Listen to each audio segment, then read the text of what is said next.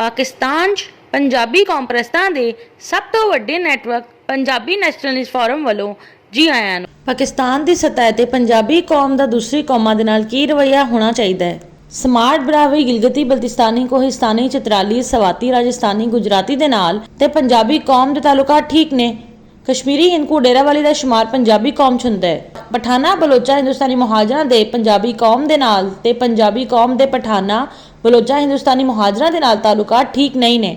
ਕਰਾਚੀ ਦੇ ਉਰਦੂ ਬੋਲਣ ਵਾਲੇ ਹਿੰਦੁਸਤਾਨੀਆਂ ਦੇ ਨਾਲ ਪੰਜਾਬੀ ਕੌਮ ਦਾ ਰਵੱਈਆ ਕੀ ਹੋਣਾ ਚਾਹੀਦਾ ਹੈ, ਇਸ ਦਾ ਫੈਸਲਾ ਕਰਾਚੀ 'ਚ ਰਹਿਣ ਵਾਲੇ ਪੰਜਾਬੀਆਂ ਦੀ ਤਜਵੀਜ਼ ਦੇ ਮੁਤਾਬਿਕ ਹੋਏਗਾ। ਸਿੰਧ ਦੇ ਬਲੋਚਾਂ ਦੇ ਨਾਲ ਪੰਜਾਬੀ ਕੌਮ ਦਾ ਰਵੱਈਆ ਕੀ ਹੋਣਾ ਚਾਹੀਦਾ ਹੈ, ਇਸ ਦਾ ਫੈਸਲਾ ਦਿਹੀ ਸਿੰਧ 'ਚ ਰਹਿਣ ਵਾਲੇ ਪੰਜਾਬੀਆਂ ਦੀ ਤਜਵੀਜ਼ ਦੇ ਮੁਤਾਬਿਕ ਹੋਏਗਾ।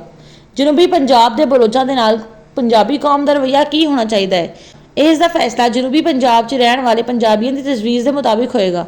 ਬਲੋਚਿਸਤਾਨ ਦੇ ਬਲੋਚਾਂ ਦੇ ਨਾਲ ਪੰਜਾਬੀ ਕੌਮ ਦਾ ਰਵੱਈਆ ਕੀ ਹੋਣਾ ਚਾਹੀਦਾ ਹੈ, ਇਸ ਦਾ ਫੈਸਲਾ ਬਲੋਚਿਸਤਾਨ 'ਚ ਰਹਿਣ ਵਾਲੇ ਪੰਜਾਬੀਆਂ ਦੀ ਤਜਵੀਜ਼ ਦੇ ਮੁਤਾਬਿਕ ਹੋਏਗਾ।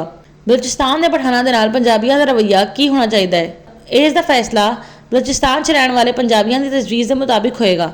ਖੈਬਰ ਪਖਤੂਨਖਵਾ ਦੇ ਪਠਾਨਾਂ ਦੇ ਨਾਲ ਪੰਜਾਬੀ ਕੌਮ ਦਾ ਰਵੱਈਆ ਕੀ ਹੋਣਾ ਚਾਹੀਦਾ ਹੈ, ਇਸ ਦਾ ਫੈਸਲਾ ਖੈਬਰ ਪਖਤੂਨਖਵਾ 'ਚ ਰਹਿਣ ਵਾਲੇ ਪੰਜਾਬੀਆਂ ਦੀ ਤਜਵੀਜ਼ ਦੇ ਮੁਤਾਬਿਕ ਹੋਏਗਾ।